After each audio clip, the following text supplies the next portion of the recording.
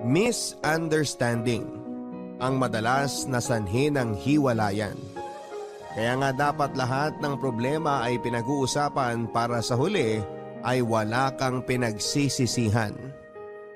Dear Papa Dudut, magandang araw sa inyo mga kabarangay, na tulad ko ay laging sumusubaybay sa bawat storya ng inyong programa. Sumubok na rin po ako, Papa Dudut. Sa tingin ko po ay eto na yung matagal ko nang hinihintay. Ang maere ang aking kwento. Ako po si Noah, taga Laguna.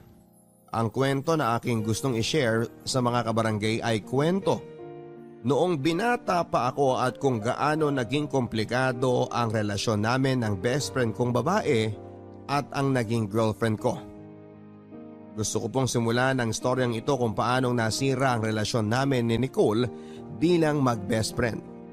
Classmate na po kaming dalawa simula kindergarten hanggang high school at magkapitbahay lang din po kami.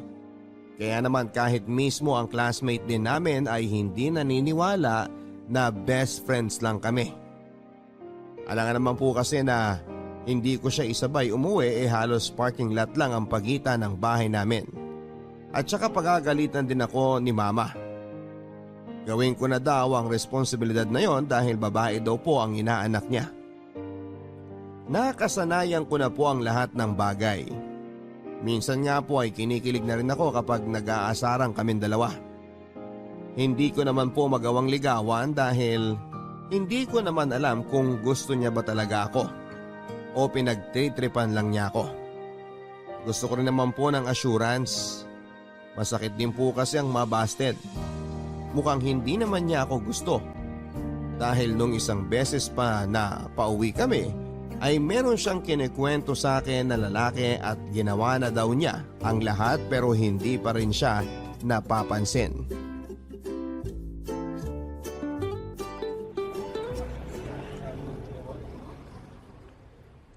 Uy, tumabi ka naman. Pag nasagasaan ka, mas lagot ako sa mama ko kesa sa mama mo. Ay, kasi naman Noah, kailan ba ako mapapansin ng crush ko? Ginawa ko na nga lahat May crush ka? Nagkaka-crush ka pala? Aba oo naman. Sino? Classmate natin? Secret. Baka mamaya sabihin mo pa sa kanya. Arte naman ito. O sige, ganito na lang.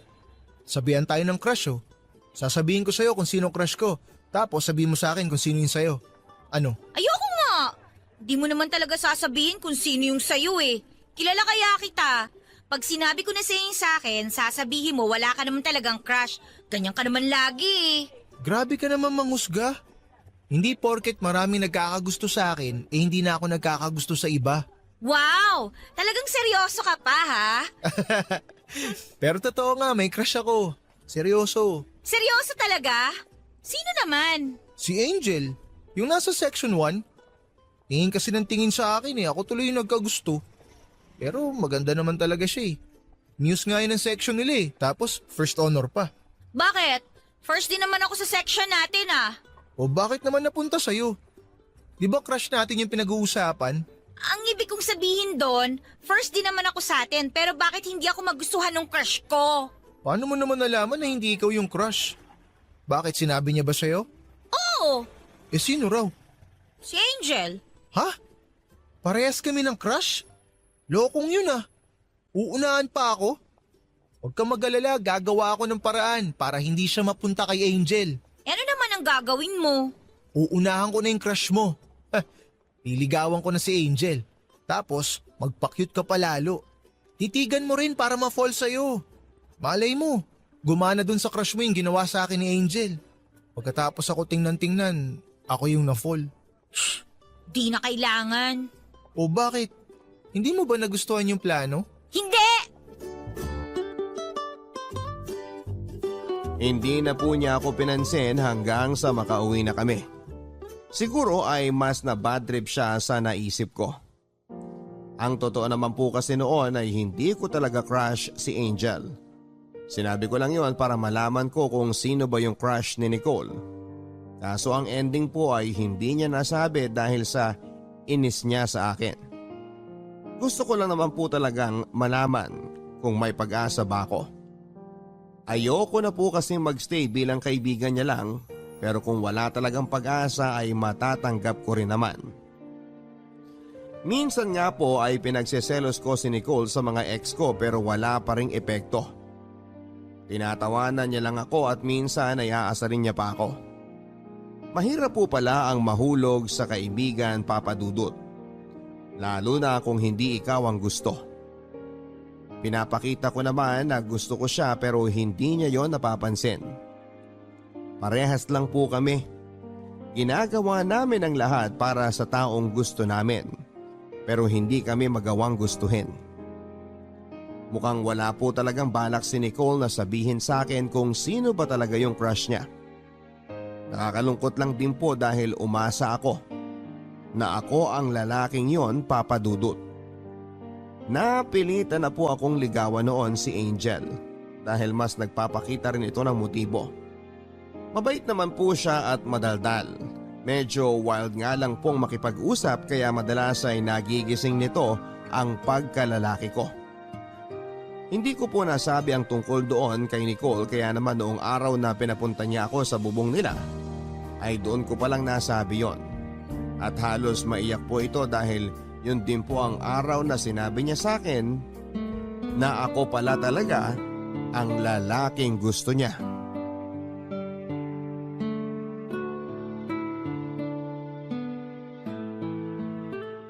Bakit ngayon mo lang sinabi sa akin na nililigawan mo na pala si Angel?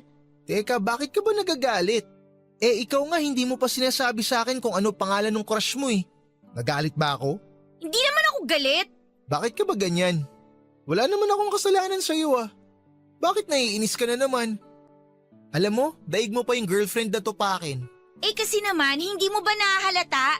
Hindi mo ba napapansin lahat ng effort ko para sa'yo? Wala lang ba yun lahat? Ha? Ano bang sinasabi mo? Siyempre na-appreciate ko yun lahat. Lagi nga ako nagsi-thank you pag pinakokopya mo ako eh.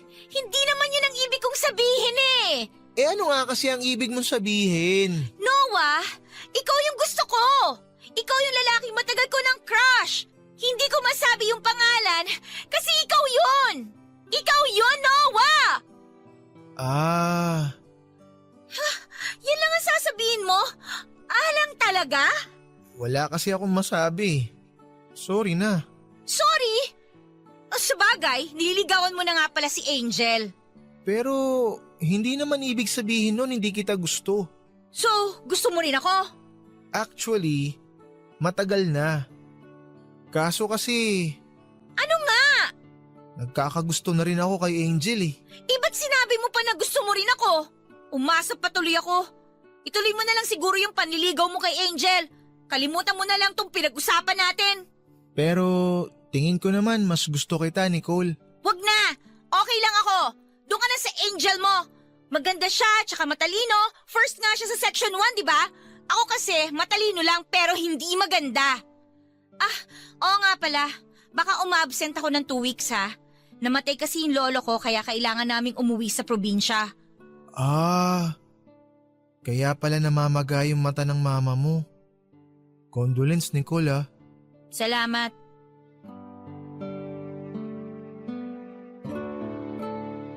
Wala na pong nagsalita pagkatapos naming mag-usap tungkol sa lolo niya.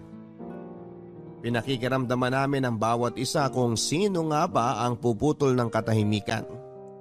Pero dahil nga po natutorpe ako pagdating sa kanya ay sinabi ko na lang na mauna na ako. At iniwan ko siya sa bubong nila. Alam kong inis na naman siya sa akin ang mga oras na yon. Kung sinabi niya lang sana ng maaga na ako ang lalaking gusto niya, hindi sana ay wala kaming problema. Nasimulan ko na kasi ang ligawan si Angel kaya kahiyaan na ito. Gusto ko pa sanang damayan siya sa pagluluksa sa pagkawala ng lolo niya. Pero kinain na ako ng hiya at pagkailang. Alam kong nalulungkot siya ng husto dahil mahal na mahal niya ang lolo niya na yon. Dahil yun lang ang nag-spoil sa kanya. 2 linggo nga po kaming hindi nagkita ni Nicole. At sa 2 linggong pong yon ay laging si Angel ang nakakasama ko. Si Angel po ang kasama ko pero ang isip ko po ay nasa probinsya nila Nicole. Hindi ko po kasi mapigilan ang sarili ko na hindi siya isipin. Hindi ko rin naman po magawang tawagan dahil nahihiya ako. Pakiramdam ko po kasi ay nabasted ko ang kaibigan ko. Sa loob nga po ng 2 linggo na yon ay parang ang daming nangyari. Sa tuwing kasama ko si Angel ay naglalaho talaga sa isipan ko si Nicole. Inaasar na rin kami ng mga classmate namin dahil nakita nila kami na magka-holding hands ni Angel. Noong ihatid ko siya pauwi sa bahay nila. Ang totoo po noon ay si Angel talaga ang humawak ng kamay ko.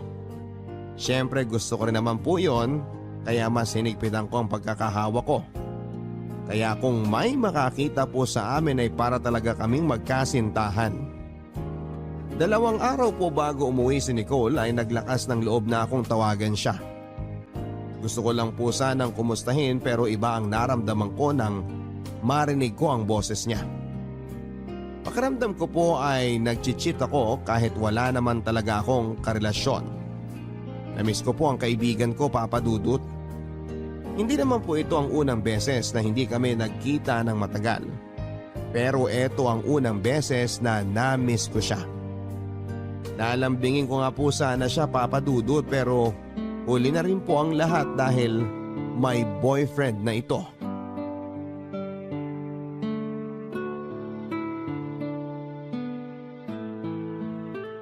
Oh, buhay ka pa pala.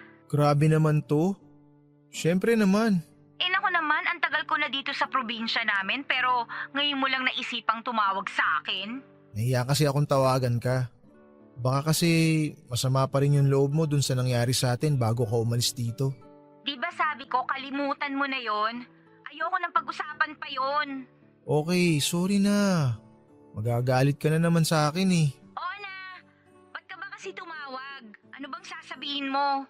Wala naman. Kukumustahin lang sana kita. Alam ko kasing malungkot ka ngayon dahil sa lolo mo. Oo, sobrang lungkot. Buti nga lagi akong tinatawagan ni Ivan eh. Ivan? Sino Ivan? Pasensya na ha. Hindi ko na rin nasabi sa'yo. Si Ivan, yung boyfriend ko. Sinagot ko na siya nung gabi na inamin ko sa'yo na gusto kita. Nakwento nga niya sa akin na ang sweet niyo nga raw ni Angel sa school eh.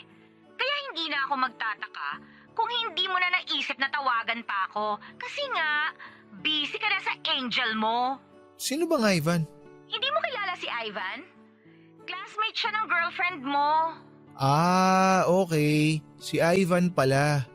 Namumukhaan ko na. Siya ba nagsabi sa'yo na girlfriend ko na si Angel? Pwes, pakisabi sa kanya na huwag siya magkakalat ng balita na hindi totoo. Hindi pa kami ni Angel, kaya wala pa akong girlfriend. Pero bakit nag-holding hands na kayo? Siya yung humawak sa kamay ko eh. O sige, aaminin ko na. Nagkakagusto na nga ako kay Angel. Pero hindi ko pa rin siya nililigawan hanggang ngayon. Kasi nga, gusto kita. Gusto mo ba talaga ako? Kasasabi ko lang, di ba? Oo, gusto kita. Sa pangalawang pagkakataon, Papa Dudut, ay nilamon na naman kami ng katahimikan. Pagkatapos ko po kasing sagutin ang tanong niya ay hindi naman siya nagsalita.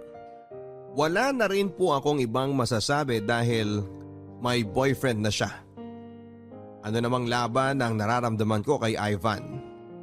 Marami po nagkakagusto kay Ivan pero si Nicole ang napili niyang ligawan kaya sa tingin ko po ay gusto niya talaga ang kaibigan ko. Napilitan na naman po akong magsinungaling kay Nicole. Sinabi ko na hindi ko nililigawan si Angel kahit na ang totoo ay nagkakamabutihan na kami. Kahit ako mismo ay naguguluhan kung bakit lagi kong pinagtatakpan ang ginagawa ko kay Nicole. Siguro ay ayaw ko lang siyang masaktan. Siguro ay gusto ko lang ingatan at alagaan kung ano ang meron sa aming dalawa. Kasi nga po, kung hindi mag-workout yung sa amin ni Angel, ay mine Nicole na sasalo. Pero bakit ko na lang hindi magawang kalimutan si Angel at panindigan na lamang si Nicole? Alam kong ako mismo ang nagpapakomplika sa takbo ng mga bagay-bagay. Litong-lito na rin ako papadudot pero bakit hindi ko makuha ang lakas ng loob na kailangan ko. Hindi ko lang siguro gusto na makita na masaktan ang isa sa kanila. Kinabukasan po ng araw na yon ay tinawagan ako ni Angel at pinapunta sa bahay nila. Wala siyang kasama kaya nagpasama siya sa akin. Galit na galit pa rin po ako sa sarili ko. Dapat kasi ako ang nagko-comfort kay Nicole kaya naman binuhos ko ang lahat ng galit ko noong may nangyari sa amin ni Angel sa mismong kwarto nito. Madalas pong magpakita ng motibo si Angel kaya po nung araw na yon ay pumatol na ako. Pero nahimasmasan po ako noong maramdaman kong virgin pala ito. Nagtaka po ako kung bakit binigay yon sa akin ni Angel papadudot. Hindi po nakapasok si Angel kinabukasan dahil para daw siyang nilalagnat pagkatapos noong may mangyari sa amin. At yun naman po ang pasok ni Nicole sa school. Pinaramdam ko na naiinis ako sa nangyayari sa amin at hindi ko siya pinapansin papadudot. Wala pong klase sa isa naming subject, kaya naman po tumambay ako sa isang bench sa school namin. At tinabihan ako doon ni Nicole. Hindi ko pa rin siya noon pinapansin kahit na magkatabi kami. At siya po ang bumasag sa katahimikang namamagitan sa aming dalawa. Nagulat na lamang po ako noon nang biglang sinabi ni Nicole na makikipag-break na siya kay Ivan at ayusin namin ang sa amin. Gets ko naman po ang gusto niyang mangyari. Gusto ko rin naman po yun kaso ay hindi ko naman maiwan basta si Angel dahil may nangyari na sa amin. Pero hindi ko sinabi ang tunay na dahilan kay Nicole.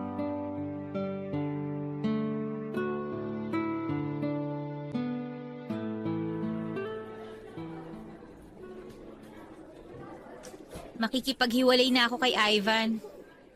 Narinig ko kung paano kayong dalawa ni Angel pagkwentuhan ng mga kaklase natin. Ang totoo naman talaga, dapat ako ang nasa posisyon ni Angel, 'di ba? Tayo naman yung totoong nagkakagustuhan eh. Sila lang naman yung panakip butas. Nasasaktan lang tayo pareho kaya naghanap tayo ng iba. Sabi mo sa akin nung tumawag ka, ako talaga yung gusto mo. Kaya makikipaghiwalay na ako kay Ivan. Ayusin natin yung sa atin. Gagawin mo ba talaga yung mga sinasabi mo? Paano naman si Ivan? Hindi mo ba siya naisip? Pwede naman siya mag-move on na lang eh. Sasabihin ko yung totoo sa kanya na ikaw talaga yung gusto ko. Mas okay naman siguro kung magpapakatotoo ko sa nararamdaman ko. Kesa naman manloko ko, di ba? Ba't ka ba ganyan? Ayaw mo na ba na maging tayo? Hindi mo na ba ako gusto? Gusto. Gustong gusto pa rin kita. Wala namang nagbago sa nararamdaman ko eh. Pero ba't ganyan ang itsura mo? Bakit hindi ko makita sa mukha mo yung sinasabi mo? May problema ba? Ay, wala naman. Pero ba't ang tipid mong magsalita? May gusto ka na yata talaga kay Angel eh. Hindi mo na ba kayang hiwalayan siya? Pero paano naman ako? Umasa lang ba ako ulit, Noah? Hindi sa ganun. Hindi pa naman talaga kami ni Angel. Pero yun kasi yung alam ng lahat eh. Kaya nga kung pwede lang sana, hayaan mo muna ako na ayusin muna yung sa amin. Wala naman pala talaga kayong relasyon eh. Ano pa nga ayusin mo? Malapit na rin naman tayong gumraduate. Sa susunod na taon, hindi na kayo magkikita. Pwede ba wag mo nang isipin yun? Hindi kasi ganun kadali yun eh, Kuli. Oo, gusto kita. Gustong gusto kita, pero meron tayong masasaktan. Hindi mo naman kasalanan kung masaktan siya eh. Siya yung nagpakita sa'yo ng motibo. Nilandi ka niya. Kaya kung masaktan siya, dapat lang yun sa kanya. Bakit naman dati kaya mong makipag-break sa mga naging girlfriend mo kahit hindi ka naman nagbibigay ng dahilan kung bakit ka nakikipaghiwalay? Bakit ngayon hindi mo magawa? Nicole, iba na kasi ngayon. Basta magtiwala ka lang sa akin, okay? Pag okay na yung sa amin ni Angel, aayusin naman natin yung sa atin. Basta sa ngayon, magtiis na muna tayo ng ganito. Alam mo, hindi ko pa rin maintindihan eh. Bakit hindi mo na lang sabihin sa kanya ng diretsyo? Kung ayaw mong gawin, edi ako nang gagawa. Ako na yung magsasabi na tayo naman talaga yung nagmamahalan dito. Please, wag! Huwag mo gagawin yan. Magtiwala ka lang sa akin. Aayusin ko lang yung sa amin, okay? Huwag kang magmadali at saka huwag kang munang makialam. Pero masasaktan ako sa tuwing makikita ko kayo araw-araw na masaya. Nandyan naman si Ivan, di ba? Sumama ka na muna sa kanya. Ano bang kalokohan to? Naririnig mo ba yung sinasabi mo? Alam mo, naguguluhan na ako sa gusto mong mangyari eh. Nicole, uulit-ulitin ko lang yung sinabi ko sa'yo. Magtiwala ka lang sa akin. Basta aayusin ko muna yung sa amin ni Angel, tapos aayusin ko na yung sa atin. Huwag ka muna mainip. Please. Okay, pero sana ako pa rin yung pipiliin mo sa huli. Sana hindi mo ako pinapaasa. Mahal kita. Paniwalaan mo yun. Magtiwala ka sa akin. Nakita ko po kung paano kumalma ang mukha ni Nicole noong sinabi ko na mahal ko siya, Papa Dudut. Yun po ang unang beses na sinabi ko yon sa kanya. Alam ko naman po sa sarili ko na yun talagang nararamdaman ko. Mahal ko na po si Nicole pero hindi ko magawang iwanan si Angel dahil sa nangyari sa amin. At hindi ko rin po alam kung may nabuo dahil first time ko lang pong makipagtalik sa babae. Kaya hindi po ako sure kung wala pong nabuo. Hindi namin mapakita sa school yung nararamdaman namin sa isa't isa. Kaya naman po sa bahay na lang namin nagagawa ang maglambingan. Lumaki na nga po kaming laging magkasama kaya naman po sa tuwing pumapasok si Nicole sa kwarto ko ay hindi nag-iisip ng ibang mga magulang ko. Doon lang po namin nagagawang yakapin ang isa't isa dahil walang ibang makakakita sa amin. Aaminin ko, Papa Dudut, na may malakas na kuryente akong nararamdaman tuwing napapadikit ako kay Nicole. Bagay na pinipigilan ko tuwing magkasama kami sa kwarto. Alam kong nasasaktan si Nicole sa tuwing nakikita niya kami ni Angel na magkasama sa school. Parehas lang naman po kami dahil nanggigigil po ako sa tuwing inaakbayan siya ni Ivan. Wala din naman po kaming label ni Nicole kaya hindi ko rin masabi na girlfriend ko siya. Mahirap po ang sitwasyon namin dahil pag-aawayan pa namin minsan ni Nicole ang ganong bagay. Nahihirapan din po kami dahil nakakaselos po talaga ang ganong klase ng setup. Hindi ko pa rin po masabi kay Nicole ang totoong dahilan kung bakit hindi ko magawang iwanan si Angel. Sigurado po kasi ako na hindi niya yon magugustuhan at siguradong magagalit siya sa akin. Hindi po kasi ganong klase ng babae si Nicole, against po talaga siya sa premarital sex. At isa pa ay hindi ko pa rin po alam kung may nabuo ba kami ni Angel. Halos gumuho po ang mundo ko, Papa Dudut. Sinabi po kasi sa akin ni Angel na parang may iba siyang nararamdaman sa sarili niya. Lagi daw po siyang naghahanap ng pagkain at laging nahihilo. Hindi ko po talaga alam kung anong gagawin ko. Bastang sigurado lang po ako ay yun na rin ang katapusan ng pagmamahala namin ni Nicole. Dahil hindi ko naman pwedeng iwan sa ere si Angel kung buntis nga ito.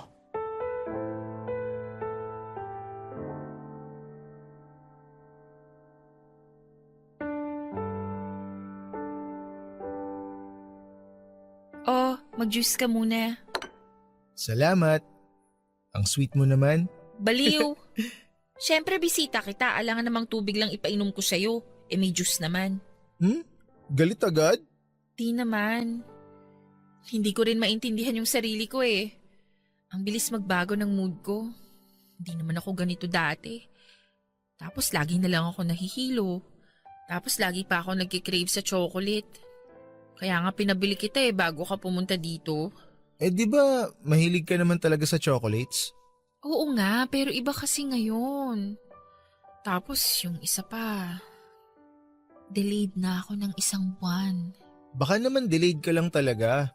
Okay lang, Noah. Expected ko naman na ganyan na magiging reaksyon mo. Tsaka may kasalanan rin naman ako doon. Kaya kung meron ngang laman yung tiyan ko, piniprepare ko na yung sarili ko na maging single mother. Hindi ko na to papaako sa'yo. At teka, sandali. Pwede naman nating pag-usapan ng maayos yan eh. Noah, ayoko magpalaglag. Pwede ko rin yun ikamatay. Wala naman akong sinabi na magpapalaglag ka eh. Ang ibig kong sabihin, pwede nating paghandaan yan. Handa naman akong panagutan yung magiging baby natin eh. Talaga? Akala ko sasabihin mo sa akin ipalaglag ko na lang eh. O kaya itatanggi mo na ikaw talaga yung tatay nito. O kaya bigla mo na lang akong iwan. Shh!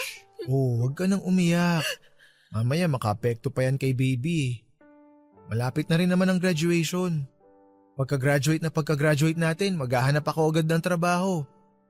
Pero sa ngayon, isipin muna natin kung paano natin sasabihin sa mga magulang mo yan. Kaharap ka talaga sa magulang ko? Oo naman.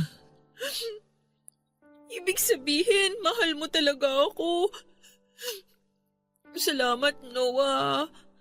Promise, magiging mabuti akong asawa at ina. Oo, di ba sabi ko sa'yo huwag ka na umiyak? Basta, kung kailan ka maging ready, sabihan mo lang ako. Sasamahan kitang sabihin yan sa mga magulang mo. Sige, sasabihan kita agad. Parang medyo na-excite tuloy ako. Magkakaroon ako ng sarili kong pamilya. Siguro, paabutin muna natin ng 1 buwan bago natin sabihin. Natatakot din kasi ako eh. Okay, sige. Basta sabihan mo lang ako. Okay. I love you, Noah. I love you too.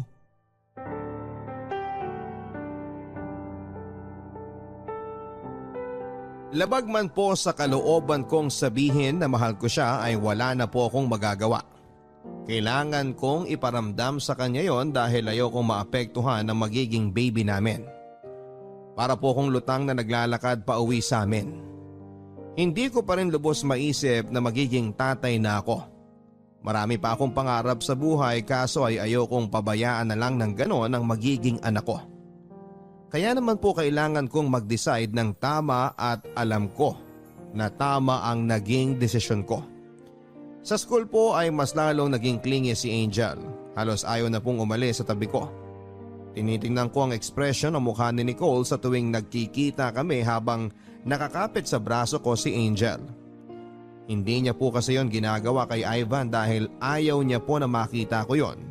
Dahil ayaw niya daw po ako na magselos. Hindi ko po tuloy maiwasang masaktan kapag naiisip ko na kailangan kong piliin si Angel. Pinag-awayan na nga po namin ni Nicole yon. Grabe daw kung makakapit sa akin si Angel. Wala na po akong masabi sa lahat ng sinabi niya kaya naman po niyakap ko na lamang ito ng mahigpit at hinalikan sa noo. Katulad po ng dati ay binalot na naman kami ng katahimikan. Wala na namang nagsalita sa amin pagkatapos noon. Hindi ko po alam kung may iniisip na palang plano si Nicole. Kinabukasan po noon ay Sabado. Wala po kaming pasok. Pinapunta po niya ako sa isang restaurant at nagulat po ako noong nandun din si Angel. Gets ko na po kaagad kung ano ang gustong mangyari ni Nicole. Pero kabaliktaran po ang nangyari. Dahil yun pa po ang naging dahilan para sabihin ko na mahal ko si Angel sa mismong harapan niya.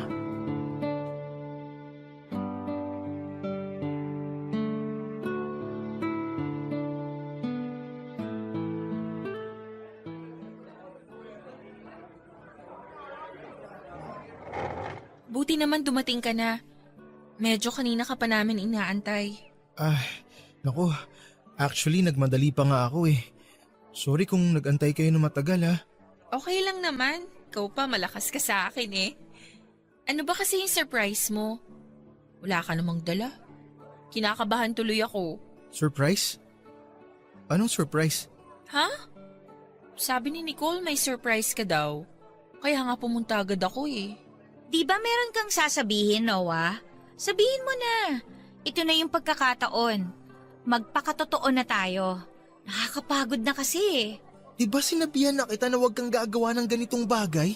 Pero hirap na ako. Wait, ano bang problema? Ano bang pinag-uusapan nyo? Anong hirap na hirap? Noah, sige na. Ikaw na yung magsabi. Mas maganda kung sa'yo mismo manggaling. Ay, ano bang sinasabi mo, Nicole? Noah naman eh! Di na ako natutuwa ah. Noah, ano to? Ano bang nangyayari? May relasyon ba kayong dalawa? Wala kaming relasyon. Wala nga, pero... Nicole, pwede ba? Please, mahal ko si Angel. Hindi ko siya kayang iwan. OMG! Kailangan ko umuwi. Sinugod si Daddy sa ospital. Mauna na muna ako sa inyo. Tatanungin na lang kita sa susunod, Noah. Sana magsabi ka sa akin ng totoo. Ihatid na kita. Hindi na. Sa tingin ko kailangan niyo mag-usap. Sapat na sa akin na sinabi mong ako ang mahal mo para pagkatiwalaan kita. Pero magtatanong pa rin ako. Iwan ko na muna kayo. Sige, ingat ka. Noah! Bakit mo ako niloko? Nicole, hindi kita gustong lokohin. Pero kailangan ko siyang panindigan eh. Bakit? Bakit kailangan? Nakipaghiwalay na nga ako kay Ivan, di ba? Tapos ito pala yung mangyayari? I'm sorry, Nicole. Mahal talaga kita. Pero, buntis si Angel. Ano? Noah naman! Ba't mo ginawa yun? Nangyari yun nung sinabi mo sa akin na sinagot mo na si Ivan. Sobra kasi ako nasaktan nun kaya may nangyari sa amin ni Angel. Pero hindi yun sapat na dahilan para gawin mo yun kay Angel. Paano kung hindi naman pala kayo yung magkakatuluyan? Kaya nga pananagutan ko siya. Buntis na siya eh. Nicole, bala ko naman talagang sabihin sa'yo eh. Pero hindi mo sinabi! Pinaniwala mo ako na ako talaga yung pipiliin mo! Grabe, nakakahiya ako! Ako pa yung nagpapunta kay Angel dito! Pero ako pala yung masasurprise! I'm sorry. Ano ba magagawa ko? Nagpaloko na ako sa'yo eh! Kasalanan ko rin naman. Hindi ko na kaya, Noah. Parang gustong bumagsak ng katawan ko. Uwi na rin ako. Naiwan po akong mag-isa noon, Papa Dudut. Hindi ko na rin po siya pinigilan dahil ayoko nang madagdagan pa ang sakit na nararamdaman niya. Gulong-gulo ang isipan ko at parang gusto ko na lang din po na matulog ng isang buong araw at yung tipong wala talagang gisingan. Hindi ko naman gusto na mangyari ang ganito. Sadyang naipit lamang ako kaya kinakailangan ko talagang mamili. At bilang lalaki alam kong tama ang tatahaking kong landas. Hindi na kami nag-usap ni Nicole pagkatapos ng nangyari sa resto. Tinatanong din po ako ni Mama kung bakit daw po hindi na pumupunta si Nicole sa bahay namin. Wala naman po akong masagot kay Mama kaya po siya ang nag-isip ng dahilan. Siguro daw po ay nagka-girlfriend na ako kaya nagselos daw po si Nicole. Medyo tama naman po si Mama pero hindi na po ako sumagot noon. Nakita ko kung paano sinuyo ni Ivan si Nicole. Mukha naman pong gusto talaga siya ni Ivan. Sana lang po ay matulungan siya nitong mag-move on sa nangyari. Sa pagkakaalam ko po kasi ay hindi nagbigay ng maayos na dahilan si Nicole kung bakit niya ito hiniwalayan. Naawa pa rin po ako sa kanya dahil umasa talaga siya na siya ang pipiliin ko. At habang tinitignan ko po silang dalawa ay napaisip ako. Paano pala kung delayed lang talaga si Angel? Absent po ulit si Angel dahil nasa ospital pa rin ang daddy niya. Ang sabi niya sa akin ay papasok na lang daw siya kinabukasan at hahabol na lang sa na-discuss noong araw na yon.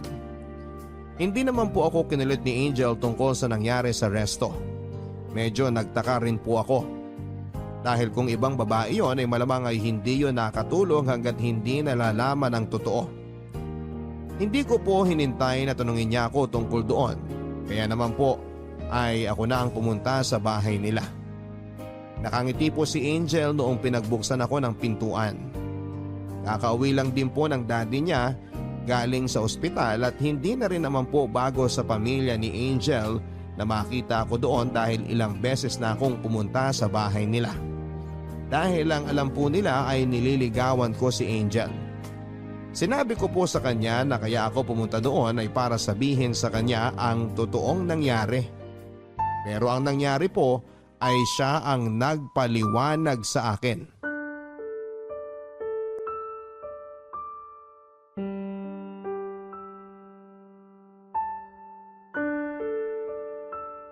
Bakit naman pumunta ka pa dito?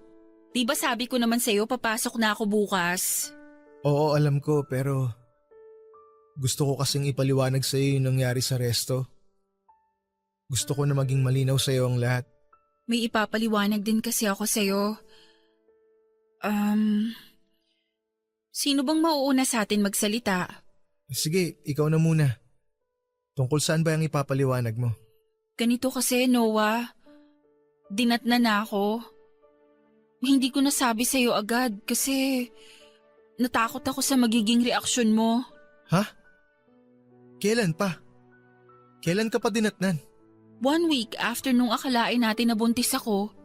Bakit tinago mo sa akin yun? Bakit hinayaan mong isipin ko na buntis ka talaga?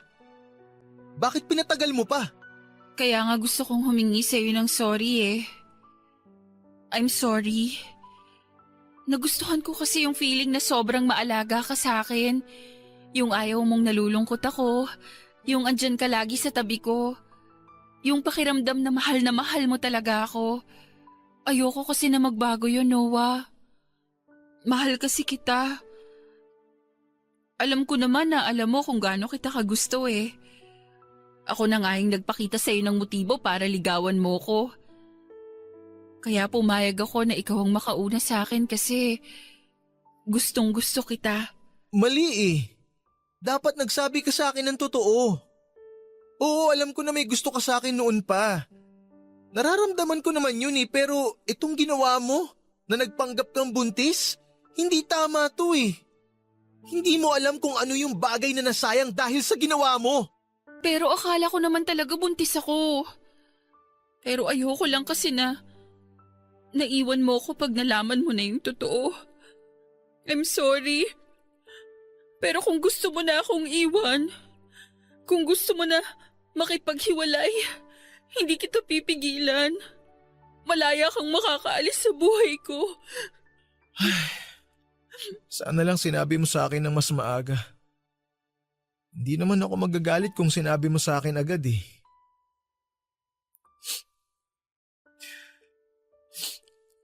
Nawala yung taong mahalaga sa akin dahil akala ko buntis ka talaga.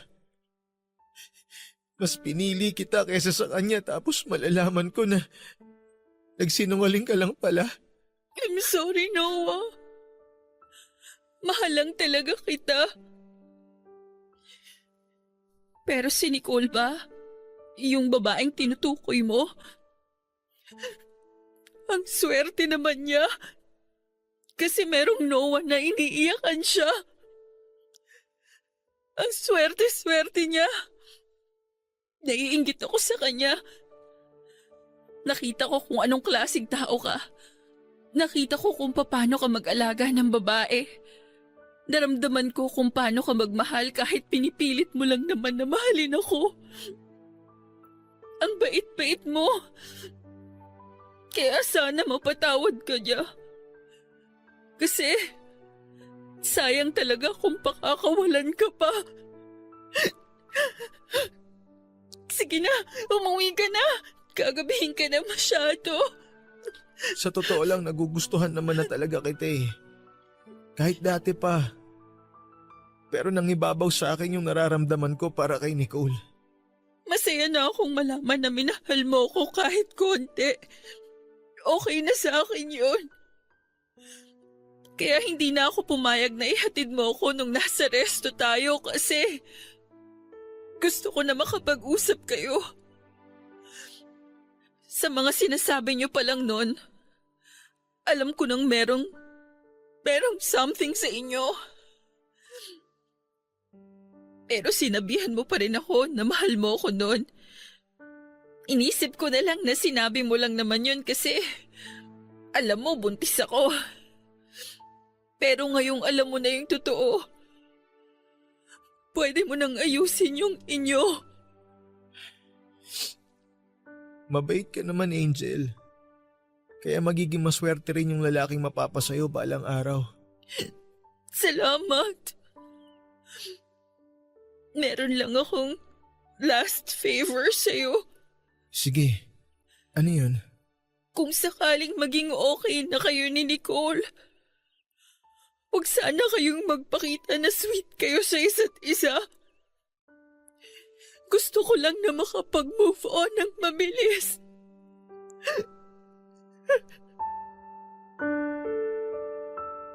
Halos mag-aalas 10 na ng gabi nang makauwi ako sa amin. Tumanggi na po akong maghapunan kina Angel.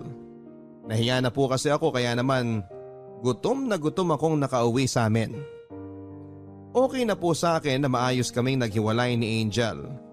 Mabait po talaga siyang tao kaya sana balang araw kung hindi na pwedeng maging kami ni Nicole ay sana ay mag-cross muli ang landas namin.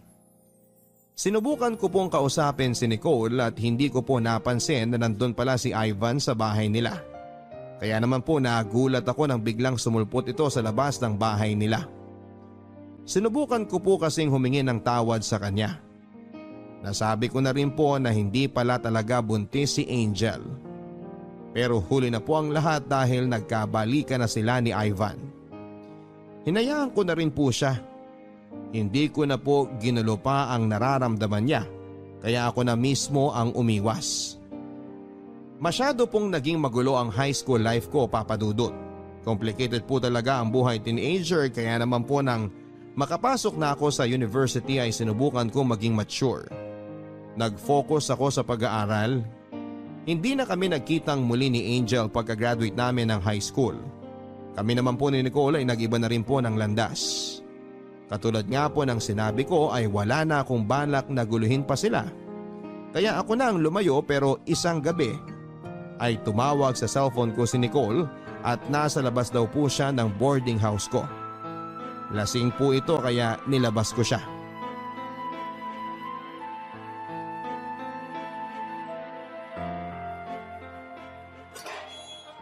Nicole, ano bang ginagawa mo dito?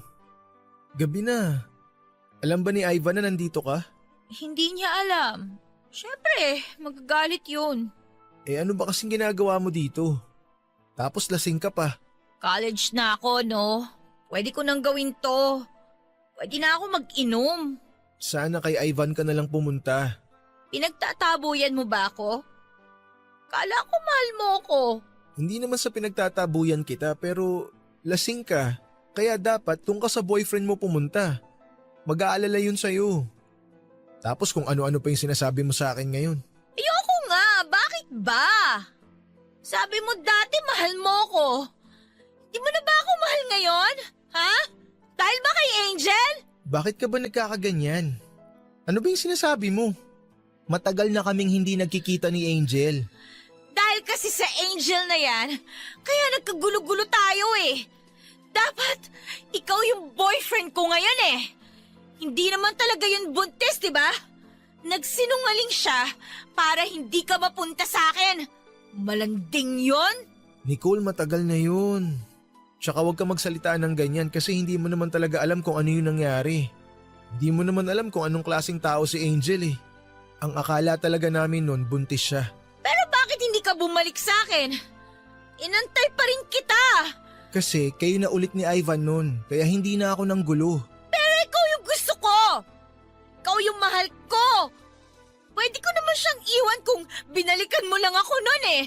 Akala ko kasi okay ka na nun eh. Akala ko masaya ka na kay Ivan kaya hinayaan na kita. Pero Nicole, matagal na yun. Naka-move on na ako. Ang daya mo! Alam mo ba? Alam mo ba na mahal kita? Ang tagal kitang iniyakan. Ang dami kong pinagsisisihan hanggang ngayon. Sana pala, sinabi ko kaagad sa'yo noon na ikaw talaga yung crush ko. Sana nagpakita na lang din ako ng motibo noon. Sana hindi ko na lang sinagot si Ivan. Sana inintindi ko muna yung talagang nangyari sa inyo ni Angel noon. Eh di sana, ikaw yung kasama ko ngayon. Nasasaktan pa rin ako, Noah. Nicole, I'm sorry. Pero sana wag na natin pag-usapan to. Matagal na yun eh. Tsaka isa pa, hindi na tayo mga bata. Tulungan mo na yung sarili mong mag-move on. Tsaka tinawagan ko si Angel kanina. Sabi ko tawagan niya si Ivan para sunduin ka dito. Parating na sila. Antayin na lang natin. Bakit mo naman tinawagan si Angel? Kayo pa rin ba hanggang ngayon? Hindi kami. Okay? Ngayon ko na lang siya ulit nakausap. Sinabi ko lang sa kanya na ipasundo ka kay Ivan. Wala naman akong number ni Ivan eh. Si Angel meron dahil magkaklase sila nung high school. May number sila ng isa't isa. Kaya nakisuyo lang ako. Pero mahal kita, Noah! Di ba mahal mo ko? Sabi mo sa akin dati, mahal mo ko! Nicole, lasing ka lang. Epekto yan ng alak. Bukas, sigurado ako si Ivan na ulit ang mahal mo. Noah! Oh, sumama ka pa kay Ivan? Oo, hindi rin naman kasi ganun kalayo yung tinutuluyan ko dito. Kaya sabi ko kay Ivan, daanan niya na ako. Nicole, anong ginagawa mo rito? Gabing-gabi na, lasing ka pa. Gusto ko makipag-usap. Kaya ko naman yung sarili ko eh. Ivan, pakihatid mo na lang si Nicole sa kanila. Bagalan mo lang yung pagpapatakbo para hindi kayo maaksidente. Iwan ko na lang yung motor ko dito, pre. Balikan ko na lang bukas. Magta-taxi na lang kami para mas safe si Nicole. Okay, sige. Ako nang bahala magpasok sa loob ng gate mamaya. Mas mabuti nga yung ganun. Iwan mo na rin yung helmet mo para wala kang bitbit. Nicole, let's go. Noah! Uy, ano ko ba? Halika na. Ayokong umuwi, Halika Ivan. na. Ano ba? Tama na. I'm sorry Nicole pero kailangan mo nang umuwi. Magpahinga ka na muna. Sige Ivan, mag-ingat kayo Sige pre, salamat. Salamat din.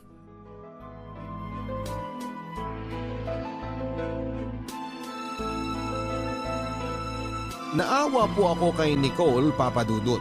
Hindi ko akalain na hindi pala siya nakakapag-move on pa sa nangyari noon.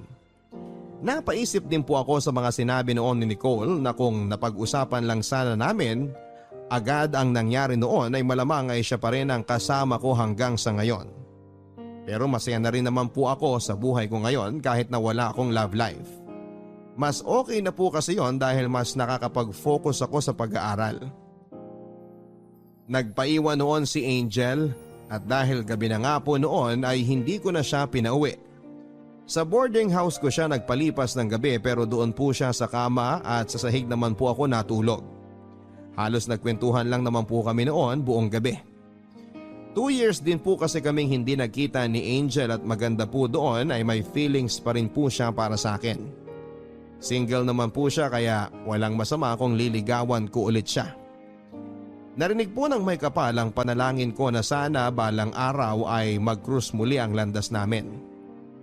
Matagal po ang tinakbo ng relasyon namin bago kami nagpakasal. Tulad po ng inaasahan ay napaka maarugang asawa at ina ng babaeng dapat ay pakakasalan ko noon at siya rin palang pinakasalan ko talaga. Ngayon po ay may 2 na kaming anak ni Angel at masayang namumuhay bilang isang masayang pamilya. Yan po ang kwento ng aking buhay pag-ibig, Papa Dudut. Actually, ito ang paborito naming okasyon ng aking live-in partner na si Arturo. Ito ang lagi naming inaabangan dahil kapaskuhan noon nang kami ay nagkakilala. Ang alaala namin ni Arturo ang masarap balik-balikan kapag ganitong kapaskuhan. Dati tuwing sasapit ang Pasko ay paulit-ulit kaming nag-uusap tungkol sa aming mga nakaraan habang kumakain ng bibingka. Bibingka? Oo nga pala no, kailangan kong bumili ng bibingka. Ito na ang tradisyon namin ni Arturo tuwing sasapit ang Kapaskuhan. Ang bibingka na naging simula ng aming pag-iibigan. Ako nga pala si Magda. At ito ang kwento kung paano ako nahulog sa isang taong nag-abot sa akin ng bibingkang nabili niya sa kanto. 5 taon nang nakakaraan nang una kong nakilala si Arturo. 20 anyos lamang ako noon at nagtatrabaho sa isang pipitsuging beer house. Yung beer house, Papa Dudut, na sakalang pinupuntahan kapag sarado na ang lahat ng mapupuntahan. Dating bahay yon ni Tita Rosana, ang may-ari ng beer house na yon. Simula nang magkahiwalay sila ng kanyang asawa at sumama ang mga anak nila sa asawa niya. Ginawa na lamang nitong beer house ang bahay para may pagkakitaan at may pang-aliw siya sa sarili niya. Tuwing nalulungkot ito kapag naaalala ang kanyang mag-aama. Ako ang pinakaunang naging waitress doon. Pineke ko pa ang mga edad ko para lamang tanggapin niya ako noon.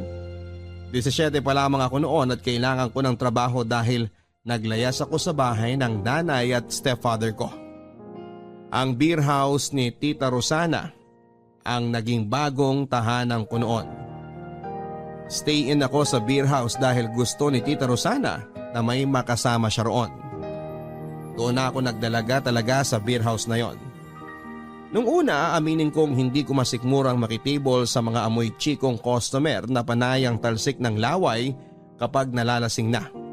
Pero kailangan ko ng pera. Tiniis ko yon hanggang sa masanay na ako sa aking sitwasyon. Iniisip ko na baka talagang para ako dito.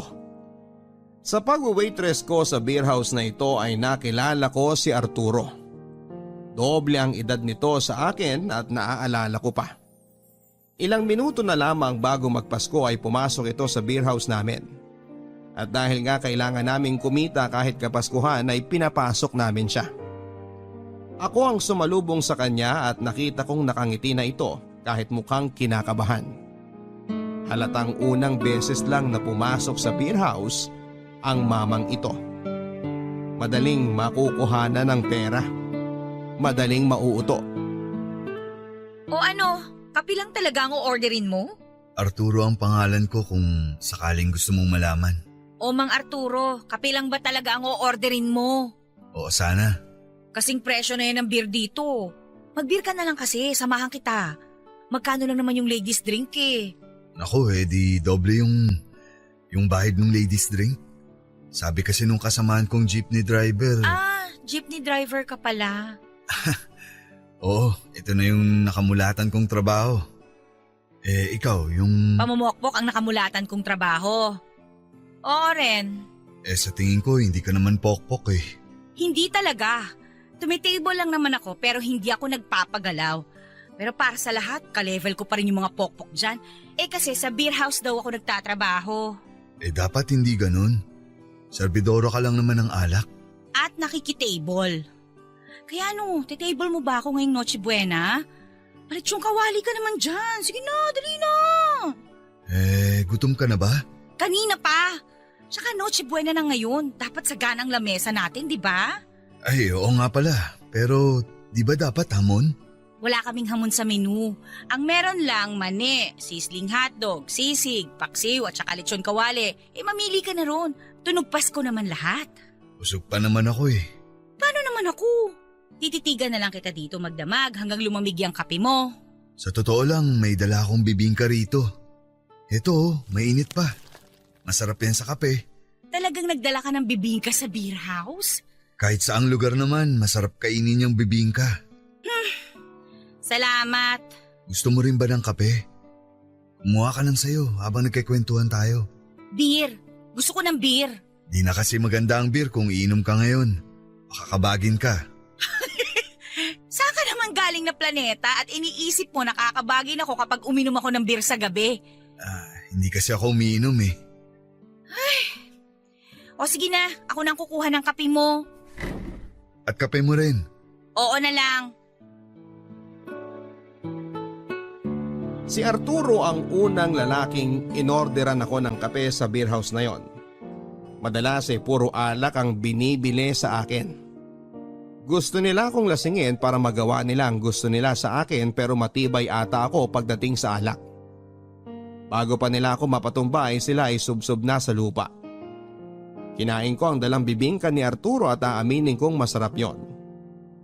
Bata pa lamang ako noong huli akong nakakain ng bibingka. Buhay pa ang tatay ko noong binilhan niya ako ng bibingka pagkatapos naming magsimbang gabi. Hindi ko makakalimutan ang huling simbang gabi na nakasama ko ang tatay ko. Masaya kaming pareho noon habang nilalantakan ng binili nitong bibingka sa gilid ng simbahan. Nagkakaagawan pa kami noon sa kaunting nyog at pareho kasi naming gusto yon. Lalo na kapag naihahalo yon sa margarine ng bibingka. Nagmamadali kaming umuwi noon para maabutan pa ni nanay na mainit ang bibingkang binili namin para sa kanya. At dahil napaaga kami kesa sa inaasahan ni nanay ay nagulat siya, Papa Dudut. Nagulat kami. Si nanay nahuli namin ni tatay na kasiping ang aming kapitbahay.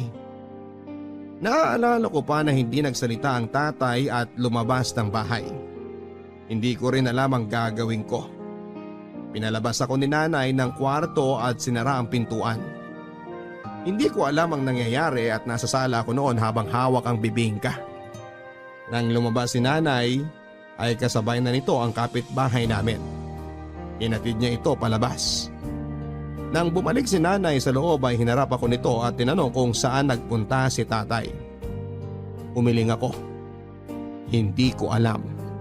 Hindi ko namalayan. Yun na ang huling beses, Papa Dudut, na nakita namin ni nanay si tatay. Wala na kaming naging balita sa kanya. At ang kapitbahay namin, doon na tumira sa bahay namin, hanggang isang araw ay naging tatay-tatayang ko na ito. Naging stepfather. Mula noon ay hindi na katulad ng dati ang buhay ko.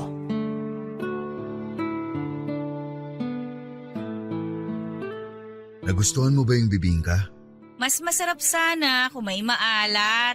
May itlog na pula yan. Di mo ba natikman? Ang ibig kong sabihin sa maalat, lechong kawali man lang sana o kaya naman mani o kaya sizzling hotdog. Hindi itong bibingka, panghimagas to eh. Pasensya ka na ha. Mahilig lang kasi talaga ako sa bibingka.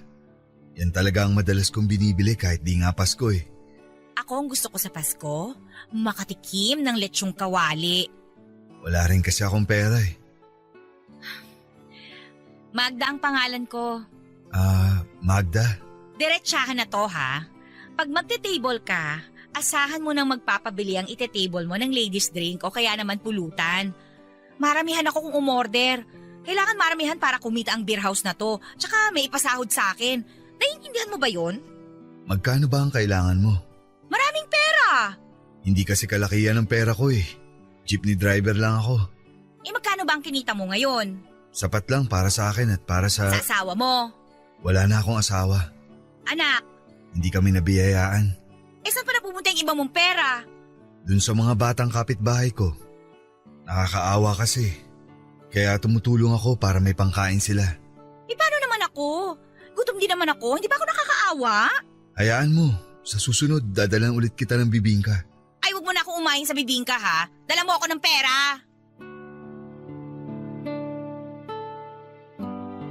Alam kong nabigla si Arturo sa naging diretsahang kong sagot sa kanya.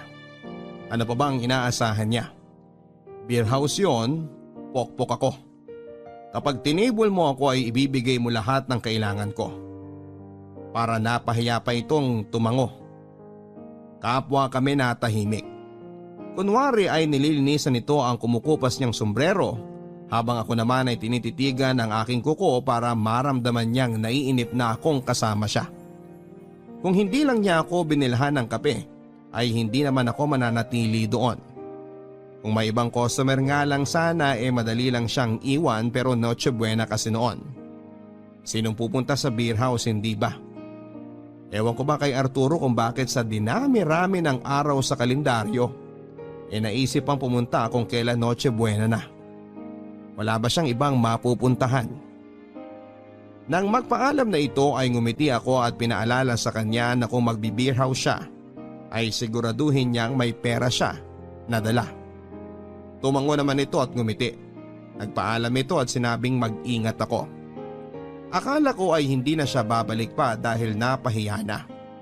Pero laking gulat ko nang bumalik ito at may dala pa ring bibingka at tulad ng dati. Kaping muli ang inorder niya para sa akin. Tinanong ko kung may dala siyang pera. Meron daw. Natuwa ako pero agad ding nawala dahil 50 pesos lang ang inabot nito. Tinanggap ko pa rin, pera pa rin yon. Pangbili ng yosi at napkin. Ayos na rin kesa wala. Naging madalas ang pagpunta ni Arturo sa beer house. Wala itong ibang pinupuntirya kundi ako. Madalas na ako niloloko ng mga kasamahan ko at sinasabing sugar daddy ko raw ito. Ang sabi ko ay paanong sugar daddy 50 pesos lang ang naibibigay nito. Sugar daddy yung asukal sa bibingka lang ang matamis na ibinibigay nito. Gusto ko sanang iwasan ito, Papa Dudut, pero hindi ko magawa dahil nga sa customers are always right. Saka lagi nakabantay si Tita Rosana. Ayaw nitong may customer na napapabayaan kahit kuripot pa. Saka sa totoo lang ay hindi rin naman ako madalas na naititibol. Si Arturo lang lagi ang tumitibol sa akin, mas maganda ang mga kasamahan ko. Pagdating sa ganda ng mukha at katawan, nasa dulo ako ng linya. Kaya nga ewan ko ba kay Arturo kung bakit ako ang pinupuntirya niya. Kanina pa kita inihintay. Ang dami namang waitress dito, Arturo. Bakit ba hindi ka nalang mag-table ng iba? Ikaw ang gusto ko eh. Kumain ka na ba? Hindi pa. Di ka ba pinakain nung nakatable mo kanina? Isang beer lang binili sa akin. Tapos yun, pinagpindot-pindot lang ako sa video okay. Akala naman katulong niya ako. Pa yan? Sakto, may binili akong kaldereta at 2 plastic ng kanin. May sabaw din ng nilaga kung gusto mo. Oh, himala.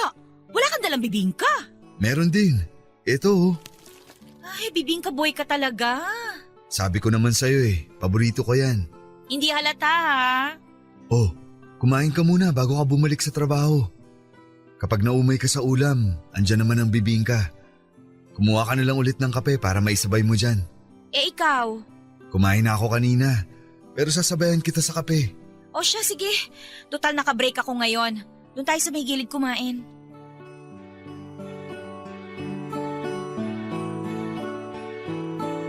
May naging asawa na si Arturo. Ayon sa kwento niya, 5 taon silang magkarelasyon bago sila ikasal. Ito ang unang GF niya. Isang mananahi at hindi sila nagkaroon ng anak dahil may diferensya ang babae. Tinanggap na lang nila yon at nakontento na lamang sa pagbibigay ng pagkain sa mga batang nangangailangan tulad ng kanilang kapitbahay. Masaya naman silang dalawa, Papa Dudut. Kontento na lang sa piling ng isa't isa. Kahit wala na raw silang maging anak ay ayos lang basta't magkasama sila. Pero mukhang pati yon ay hahadlangan pa ng kapalaran.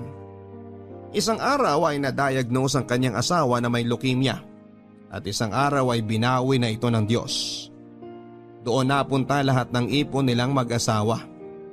Naubos sa pagpapagamot na nauwi rin sa wala. Isang dekada na raw ang nakakaraan mula nang namatay ang asawa niya. Pero hindi pa rin ito maisip na maghanap ng bago. Nag-focus ito sa pagiging jeepney driver at tinuloy ang nakasanayan nilang mag-asawa na tumulong sa mga batang nangangailangan. Matapos kong marinig ang kanyang kwento ay naawa ako rito.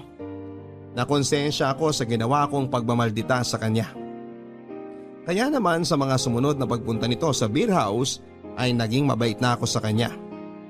Kahit pa kapilangang na ibibigay nito sa akin at bibingka.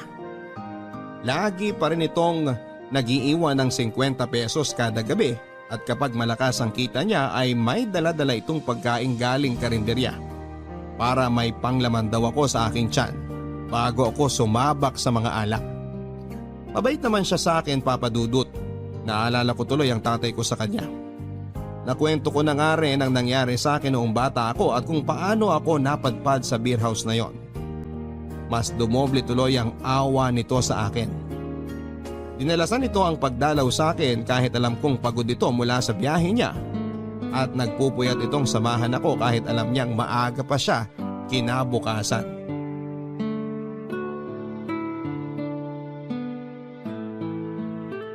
Diretsahin mo nga ako. Ano yun? Type mo ba ako? Ha? Sus! Patorpe-torpe ka pa dyan? Yung mga padala-dala mo ng bibingka rito gabi-gabi, sa tingin mo hindi obvious na gusto mo ako? Kahit yung langgam na nakikiagaw sa akin sa asukal ng bibingka, alam niyang type mo ko no? Di ka ba magagalit kung oo? Magagalit ako kung manliligaw ka sa akin. Ayaw mo bang ligawan kita? Seryoso ka ba? 20 ako, 40 ka na, no? Gusto mo bang isipin ng lahat na mag-ama tayo? Importante ba ang sasabihin ng iba? Dapat hindi, di ba? Pero naman, doble ang edad mo sa akin, Arturo. Tsaka ano bang nakita mo sa akin? Tingnan mo nga, banlag ang mga mata ko. Ang bilbil ko nag-uumapaw dahil sa alak. Alam ko ring pansin mo yung pangingitim ng kilikili ko. Itong mukha ko, oh, ang oily-oily. Mukha nga ako mabaho kahit bagong ligo. Mukha akong tambayan ng libag at saka… Hindi itsura ang basehan ko sa babaeng nagugustuhan ko. So ano nga ang basihan mo? Ugali? Eh nakita mo naman kung paano kita itrato nung una pa lang. Asal kakampinan ni Satanas, diba? Ramdam ko namang paraan mo lang yun para itaboy mo ang mga taong gustong mahalin ka. Eh ano bang pinagsasabi mo dyan? Nagtatapang-tapangan ka pero sa totoo lang, kailangan mo ng kasama. Alam kong mabuti ka, base sa mga naging kwento mo sa iyong nakaraan. Hindi ko kailangan ng kasama. Talagang pinatapang ka lang masyado ng mga pinagdaanan mo. Kaya ka ganyan. Kaya ganyan kataas ang harang mo sa sarili mo at sa taong gustong malin ka ng totoo. Ewan ko sa'yo. Umalis ka na nga. Ubus na yung kape mo, tsaka papasada ka pa. Hayaan mo kung malin ka. Ibaba mo ang harang. Maniwala ka. Kaya kitang alagaan. Pinaalis ko na ito bago pa ako maluha. Totoo naman ang sinasabi niya. Nagtatapang-tapangan lang ako. Paraan ko ito para depensahan ang lungkot na nararamdaman ko. Ito ang paraan ko, Papa Dudut, para itaboy ang mga lumalapit sa akin. Pakiramdam ko kasi tulad lang sila ng tatay ko na matapos akong mahalin at alagaan ay iiwan din ako ng walang paalam. Ayaw kong maulit yon. Ayoko na at hindi na kaya ng puso kong tumanggap muli ng ganong klase ng sitwasyon at hindi ko yon hahayaang mangyari. Kaya nga lahat ng sumubok na manligaw sa akin ay tinataboy ko. Nawala naman silang lahat matapos kong gawin yon pero iba itong si Arturo. Kahit na anong taboy ko ay paulit-ulit ang pagbabalik niya para patunayang gusto niya ako talaga. Nang mga sumunod na punta ni Arturo sa beer house ay lagi itong may dalang isang pirasong rosas at ulam. Minsan bumibili din ito na magagamit ko tulad ng suklay, bimpo, mga 3-in-1 na kape, mumurahing lotion, masyadong mapulang lipstick na pati napkin ay siya na rin ang bumibili. Praktikal kasing tao ito. Mas gusto niya yung ibinibigay niya sa akin ay magagamit ko. Tinatanong ko siya kung bakit nagbibigay pa ito ng rosas hindi naman praktikal yon. Ang sagot niya, deserve ko raw ang kagandahan ng rosas. Hindi na ako nakapagsalita pa. Aaminin ko sa inyo, Papa Dudut, na unti-unti nang nahuhulog ang loob ko kay Arturo. Pero hindi ko magawang sabihin yon sa kanya. Hindi ko pinaparamdam sa kanya at kahit mahigit 1 taon na ang lumipas ay hindi ko pa rin siya sinasagot. Hindi naman ako nito minamadali. Ang sabi niya ay handa siyang maghintay hanggang mahaling ko na siya. Isang bagay na mas lalong nagpa-fall sa akin sa kanya. Hindi lahat ng lalaki ay handang gawin yon. Yung iba kapag hindi pa rin sinasagot sa loob ng 1 buwan ay naghahanap na ng iba. Yung iba naman ay sabay-sabay ang nililigawan para walang talo kung sakaling mabasted siya ng iba. Pero itong si Arturo ay kakaiba talaga. Alam kong swerte na ako sa kanya pero hindi ko pa rin siya magawang piliin dahil jeepney driver lamang ito. Oo, Papa Dudut, isang malaking issue sa akin ang trabaho niya. Gusto kong makaahon sa hirap. Hindi ako nakapagtapos kaya naman ang nakikita kong paraan para makaahon ay sa piling ng isang lalaking may kaya. Yung lalaking may magandang trabaho at kahit na anong hilingin ko ay maibibigay niya. Pero bakit pa ba ako umaasa? Sino ba naman ang susustento sa akin? Una pa lang ay sinabi ko na sa inyo na hindi ako maganda. Ipitsugin pa ang beer house na pinagtatrabahuhan ko. Sa tingin ninyo ay sinong mayamang lalaki o may kayang lalaki ang papasok sa beer house at magiging Prince Charming ko? Wala naman, hindi ba? Si Arturo lang ang Prince Charming na bigay sa akin pero prinsipeng walang pera. Sabihin nyo nga sa akin, masama ba talaga na umasa o mangarap na makakahanap ng lalaking may sapat na pera para iahon ako sa hirap? Nakapagpasya na ako, iiwasan ko na si Arturo. Eto lang naman ang nararapat. Wala akong magandang kinabukasan kung siya ang pipiliin ko. Isipin nyo na lang ha, hindi na nga sapat ang kinikita niya. Sa pagpapasada, nagbibigay pa ito ng pera sa mga hindi niya kaano-anong mga bata. Paano naman ako kung nagkataon na karelasyon ko na siya, hindi ba? Praktikalan na ngayon. Utak muna, bago puso. Iniiwasan mo ba ako? Hindi ba obvious? Pero bakit? May nagawa ba akong mali? Wala. Bakit nga? Kasi nga 'di ba binabasted na kita? Ano bang dapat gawin pagkatapos nun? Di ba dapat iwasan ka na? Pwede naman akong maghintay kung talagang hindi ka pa handa eh. Hindi ako magiging ready sa'yo. Huwag mo nang sayangin ang oras mo. Mandigaw ka ng iba. Pero ikaw ang gusto ko. Gusto mo bang ulitin ko sa pagmumukha mo lahat ng kapintasan ko para matauhan ka? Pati mga kapintasan mo minahal ko na. Talaga lang ha? Magda, pakiusap. Umalis ka na, pwede ba? Hindi ako matitable nito kung dikit ka ng dikit sa akin.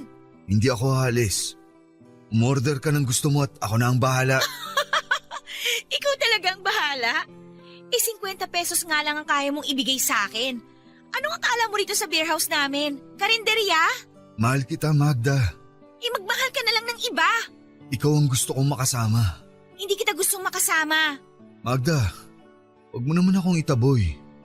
Alam kong gusto mo rin ako pero… Ang kapal naman ang mukha mo, oy. Para nakitang tatay for your information. Nakikita ko ang ngiti sa mga mata mo kapag kausap mo ako.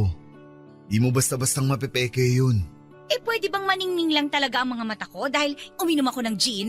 Turo sa akin ng nanay ko noon na kapag ang mata ang nakangiti, totoo ang nararamdamang saya. Alam kong masaya ka kapag kasama ako, Magda. Lakas din no? Magda. Ano bang…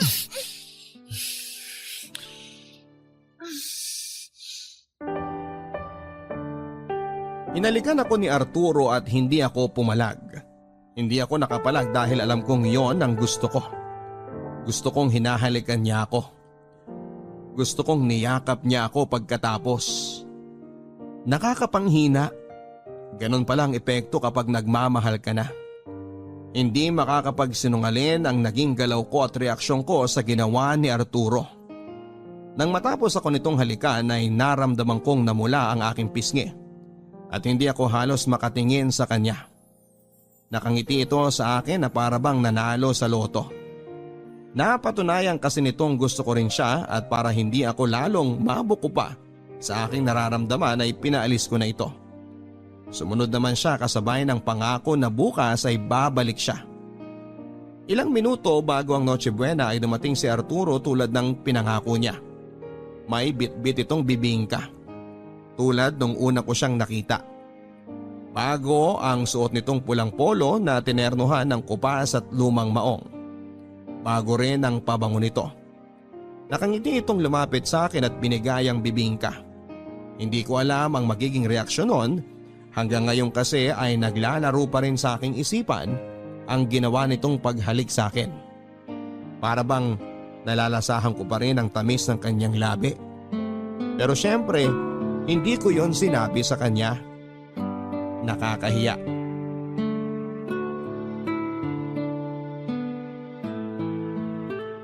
Bumalik ako. Alam ko. Di ako nakatulog kagabi kakaisip sa labi mo. Tumigil ka nga. Kahit ang labi mo nagsasabing gusto mo rin ako. Masyado ka nag-iilusyon. Pwede bang tigilan mo na yan? Magda, mahal kita. Kung natatakot ka pa rin magtiwala, naiintindihan ko. Pero di ibig sabihin nun titigil na ako. Mahal kita at gagawin ko ang lahat para mapatunayan sa'yo na pagdating sa akin, wala kang magiging problema. Walang problema? Problema mo nga lagi pere. Paano mo ako mabubuhay kung sakali? Alam kong di kalakihan ang kinikita ko pero marangal ang pinanggagalingan nito. At kung sakaling magiging tayo, dodoblehin ko ang pagkayod. Para lang mabili ko yung mga gusto mo. Kahit doblehin mo pa ang kayod mo, hindi pa rin magiging sapat kasi… Kasi jeepney driver lang ako. Magda, kaya kitang buhayin. Kaya kong ibigay yung mga gusto mo. Pagsisikapan ko. Huwag ka nga magsalita na parang ang dali-dali lang ibigay yung mga gusto ko. Bakit kaya mo ba akong bilhan ng mga damit, sapatos, pabango, tsaka bagong cellphone? Di ba hindi? Pagsisikapan ko. Puro pagsisikapan hanggang 50 pesos nga lang ang kaya mong ibigay sa akin. Nag-iipon kasi ako para may pagkunan ako kapag may ipapabili ka kung sakaling magiging tayo. At kapag nagsama na tayo. Inaaya mo ba akong mag-live-in? Kung papayag ka. Alam mo, ikaw? Papayag ka ba? Oo! Hindi ko alam kung ano ang sumanib sa akin para pumayag na makipag-live-in kay Arturo. Hindi ko rin alam ang sumanib sa akin kung bakit ko siya sinagot noong Noche Buenang yon. Pero ang alam ko ay naging masaya ako sa naging desisyon ko. Pinagsaluhan namin ang bibingkang dala nito kahit tubig lang ang aming naging panulak. Walang customer noon sa beer house at hinayaan lang kami ng mga kasamahan ko sa trabaho na makapag-date na dalawa. After namin kumain ng bibingka ay inaya ako nitong maglakad-lakad sa labas. Panayang yakapan naming dalawa habang pinagpaplanuhan ang nalalapit kong paglipat sa bahay niya. Gusto rin itong umalis na ako sa beer house na yon at pumayag ako. Hindi ko alam ang magiging buhay ko sa piling ni Arturo, pero gusto kong magtiwala sa kanya. Alam kong hindi niya ako pababayaan at alam kong mahal niya ako. Mahal ko rin siya. Napatunayan ko yon nang kalimutan ko ang mga kakulangan niya. Napatunayan ko yon kahit alam kong hindi niya maibibigay lahat ng kailangan at gusto ko. Mahal ko si Arturo, Papa Dudut. Masaya akong dumating siya sa buhay ko. Tumigil ako sa pagbabalik tanaw sa nakaraan namin ni Arturo nang makita ko ang isang tindera ng bibingka. Malayo pa lamang ay amoy na amoy ko na ang nakasalang na bibingka. Napangiti ako. Tulad ng binabanggit ko sa inyo ay tradisyon na talaga namin ni Arturo ang kumain ng bibingka tuwing sasapit ang Kapaskuhan. Ito ang madalas naming kinakain habang ang lahat ay naghahamon at nagkekeso de bola. Kontento na kami sa ganito. Hindi ko nga rin alam kung bakit ako nakontento na lamang sa ganito samantalang dati ay mataas ang pamantayan ko kapag makikipagrelasyon. Pero noong nakilala ko ng mabuti si Arturo, sapat na sa akin na kasalo siya sa bawat bibingkang nabibili namin sa kanto. Matapos akong bumili ng bibingka ay nagtungo ako sa simbahang malapit sa pinagbilhan ko ng bibingka. Gusto ko lang magpasalamat sa lahat ng mga nangyari sa akin nitong nakaraan hanggang sa kasalukuyan. Habang papasok ako ay muli na naman akong nagbalik tanaw sa naging pagsasama namin ni Arturo. Sa simula ng aming relasyong dalawa ay sumubok na kaming magkaanak. Alam kong pangarap talaga ni Arturo ang magkaroon ng anak. Gusto ko rin namang ibigay yon sa kanya dahil alam kong minsan ay pinagkait yon ng Diyos sa kanya. Gusto ko siyang maging masaya dahil wala itong ibang ginawa sa akin kundi ang pasayahin ako sa araw-araw. Lahat ng kailangan ko ay ibinibigay niya. Kahit na hindi niya kaya ay pipilitin niya. Minsan nga ay nahihiya na rin ako magsabi sa kanya ng kailangan ko o gusto ko dahil alam kong gagawan niya ng paraan kahit mahirapan pa siya. At ayokong mahirapan siya. Ayon sa kanya ay gusto lang daw nitong tuparin ang pinangako niya sa akin noong sinagot ko siya na habang kapiling ko siya. Lahat ng gusto ko ay pagsisikapan niya at kahit na ilang taon na kaming nagsasama ay hindi pa rin siya nagbabago. Gusto pa rin itong ibigay lahat ng maibigan ko. Kaya naman nang hilingin ito na sana ay makabuo na kami ng anak ay pumayag ako. Handa na rin ako. Wala naman akong ibang nakikitang magiging ama ng anak ko kundi si Arturo lamang. Ilang beses kaming sumubok, Papa Dudut, pero walang nangyari. Ayaw naming magpa-check up, Papa Dudut, sa takot na baka balitaan kami ng hindi maganda ng doktor. May takot na rin talaga sa doktor si Arturo. Ang huling beses niyang nakakita ng doktor ay noong buhay pa ang asawa niya. Ang sabi ko sa kanya ay mukhang kailangan ko na rin magpa-check up para malaman kung sa akin ba ang diferensya kung bakit kami ay hindi magkaanak. Nung una ay alanganin nito at ang sabi niya ay wala namang magandang balita lagi ang doktor. Inawakan ko ang kamay niya at sinabing magtiwala siya. Umayag siya pero sa dulo ay tama rin pala siya. Walang naging magandang balita ang doktor.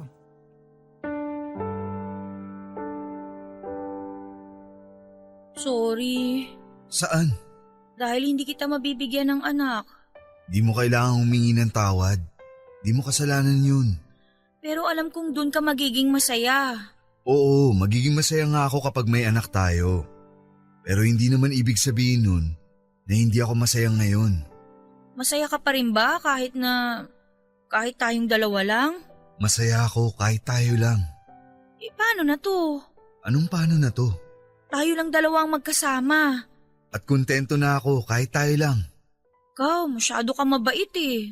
Huwag ganyan. Sinasabi ko lang naman ang totoo. Ako naman tong malungkot. Hindi ko mararanasan maging ina. Pero pwede kang maging ina para sa iba. Ano ibig mong sabihin? Gusto mo bang ituloy natin ang naudlot namin ginagawa ng yumao kong asawa? Pero wala na yung mga kapitbahay mong bata, di ba? Umalis na sila dyan. Di lang naman sila ang mga batang pwedeng tulungan. Marami pa dyan. Nakakalat kung saan-saan. Bakit ang buti mong tao? Mabuti ka rin naman. Pero hindi kasing buti mo. Di dapat gawing kompetensya ang pagiging mabuti. Bukas, pwede tayong gumawa ng palamig at tinapay para sa mga palaboy na bata. Pwede kang sumama kapag papasada ako. Tabi ka sa akin. Abutan mo yung mga batang makikita natin sa daan. Gusto ko yung plano mong yan. Kung di tayo pwedeng magkaroon ng sarili nating anak na bubuhayin, tulungan na lang nating mabuhay ang mga batang lansangan na nakikipaglaban pa rin. At dahil sa kabutihan ni Arturo, ay mas lalo ko pa itong minahal, Papa Dudut. Ganon ang ginawa namin. Isang beses kada linggo ay namimigay kami ng mga simpleng pagkain lang sa mga bata. Hindi masyadong malaki o marami o nakakabusog ang mga yon pero sana ay nakakatulong din kahit papaano. Pinagpatuloy namin ang ginagawa nila dati noong buhay pa ang asawa niya. Ngayon ay nakikita ko na kung bakit siya minahal talaga ng todo noong yumao niyang asawa. Iba kasi talaga ang puso ni Arturo. Hindi man ito mayaman sa salapi pero alam kong mayaman ito sa kabutihan.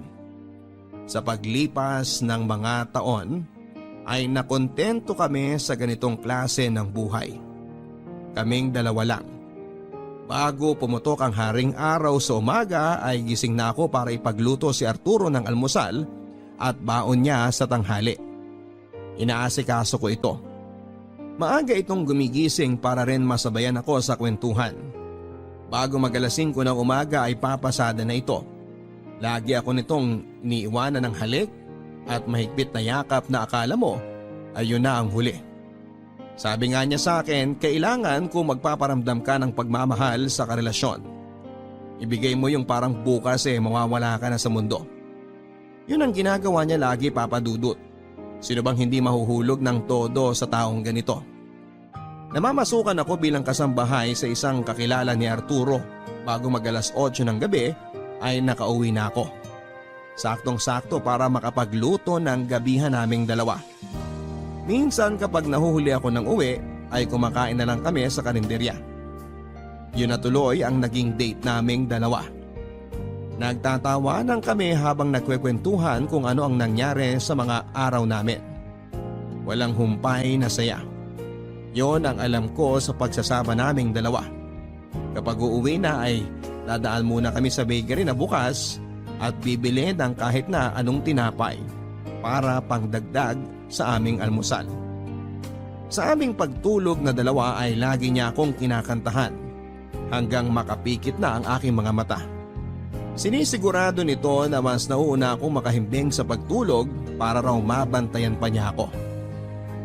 Nasabi ko naman sa inyo na tuwing sasapit ang Kapaskuhan ay tradisyon na naming mag-asawa ang bumili ng bibingka para pagsaluhan. Pagkatapos naming magsimbang gabi, uuwi kami sa bahay, ipagtitimpla niya ako ng kape na tulad ng kapeng tinitimpla ko sa kanya noong nagtatrabaho pa ako sa beer house. Nagbabalik tanaw kami sa aming nakaraan. Paulit-ulit lang kami sa pagkikwento tungkol sa una naming pagkikita hanggang sa ligawan niya ako. Pero ewan ba namin kung bakit hindi nakakasawang pakinggan yon taon-taon. Ganon siguro talaga kapag gusto mo ang mga ala-alang binuo niyong dalawa. Kahit na ilang ulit niyo pang balikan, parang sariwa pa rin ang lahat.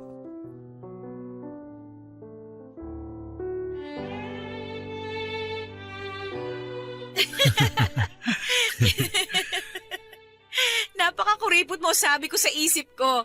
Talo pa ako ng baon ng isang high school na estudyante sa binibigay mong 50 pesos eh. Di ko na nga rin alam eh. Nagpanik na lang ako nun. Kasi naaalala ko sabi mo gusto mo ng pera kaya inabot ko yung 50 pesos sa bulsa ko. Eh tinanggap mo naman. Kaya sabi ko baka okay na yun. Siyempre tatanggapin ko yun. Mukha kaya akong pera noon. At tinanggap mo ang pag-ibig ko. Kahit hindi pa ako mukhang seryoso noon. Mahal kita. Alam ko naman yan. Pasensya ka na kung tayong dalawa lang ang magkasama ha. Yan ka na naman eh. Sabi naman sa yung ayos lang ako. Kontento na ako sa ganito. Magda, handa ka ba? Handa saan? Pakasalan ako. Pakasalan? Papakasalan mo ko? Nung isang taon nag-ipon ako pambili ng singsing mo. Nakita ko yung babagay sa'yo, kaya lang Ano? Kaya lang nabili na eh. Pero may parating daw. Baka sa susunod na buwan. Umorder na ako.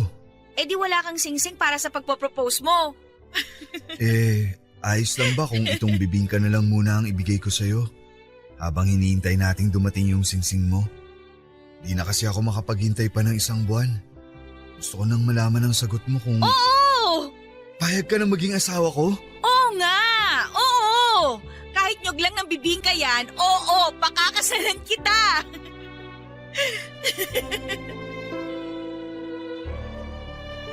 Ang planong kasal namin ay hindi natuloy.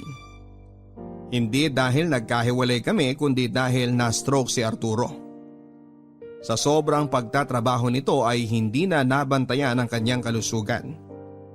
Gusto nito kasing makaipon talaga para maibigay sa akin yung pinapangarap kong kasal. Lagi itong hapo at madalas kong napapansin yon sa kanya dati pa. Ang sabi ko ay magpa-ospital na pero tumanggi ito. Takot pa rin sa doktor. Hinayaan ko lamang ito at iniisip ko na lamang na marahil ay pagod lang siya pero hindi pala. May iba na itong nararamdaman sa katawan niya at hindi niya yon sinasabi sa akin hanggang isang araw ay binalita na lang sa akin na dinala siya sa ospital ng mga kasamahan niyang jeepney driver. Init na init daw ito habang nagtatanghalian sila samantalang malamig ang hangin noon at umaambon pa.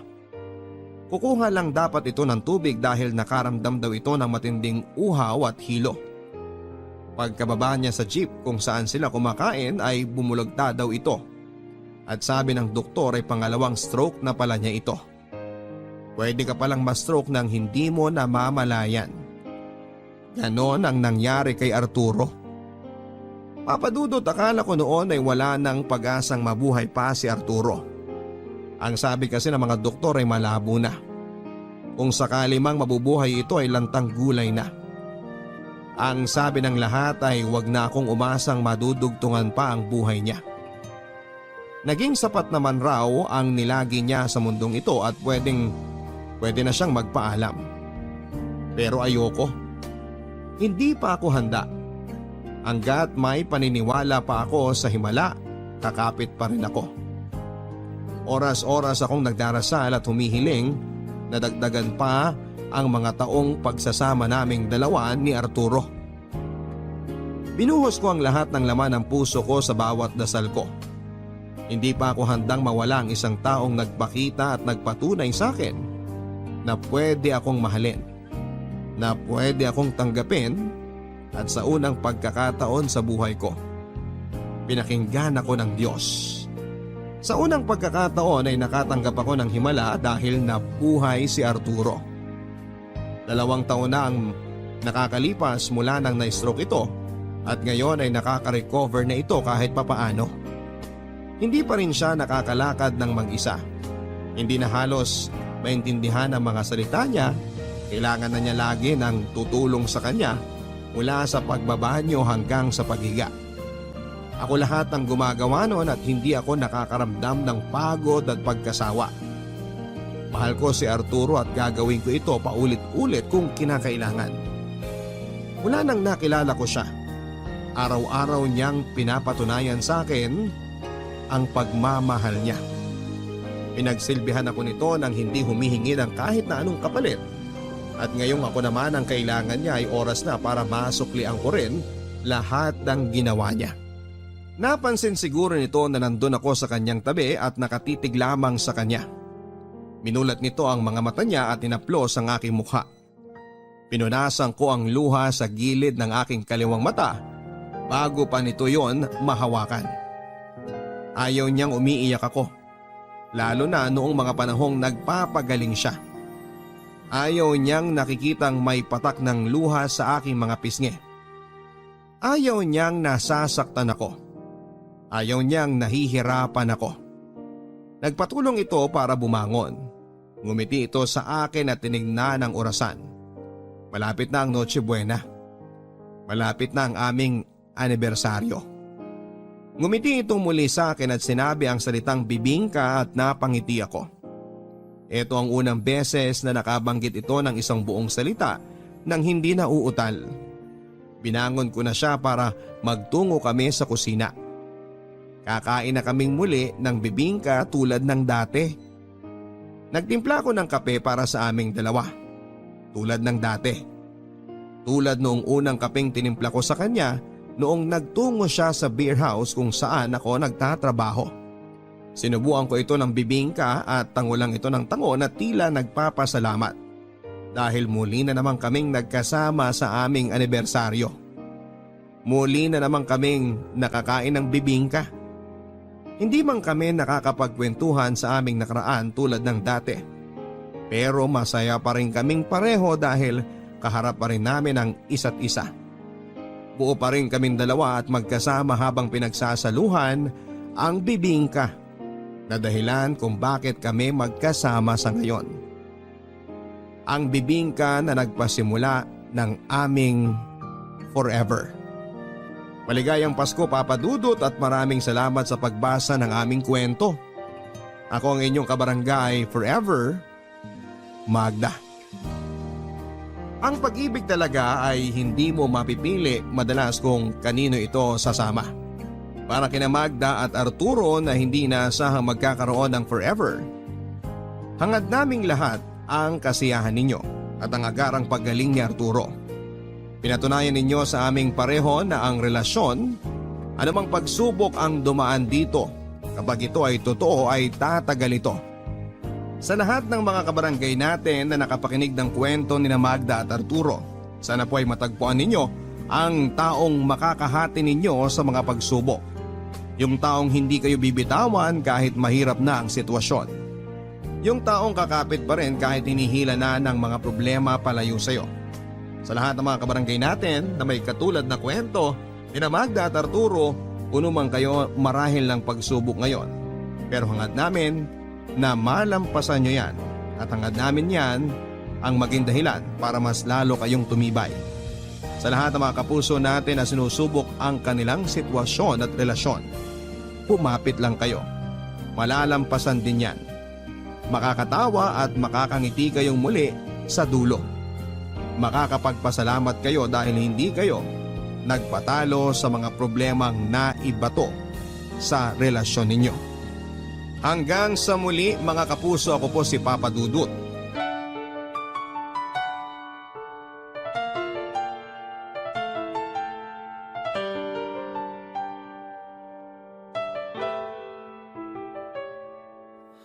Ang buhay ay mahiwaga,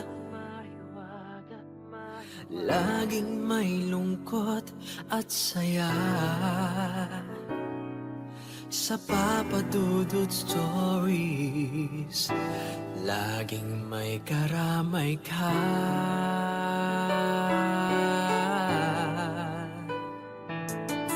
Mga problemang kay bigat, dito ay pakikinggan ka. Sa Papa Dudut Stories, kami ay iyong kasama. Dito sa Papa Dudut Stories, ikaw ay hindi nag-iisa.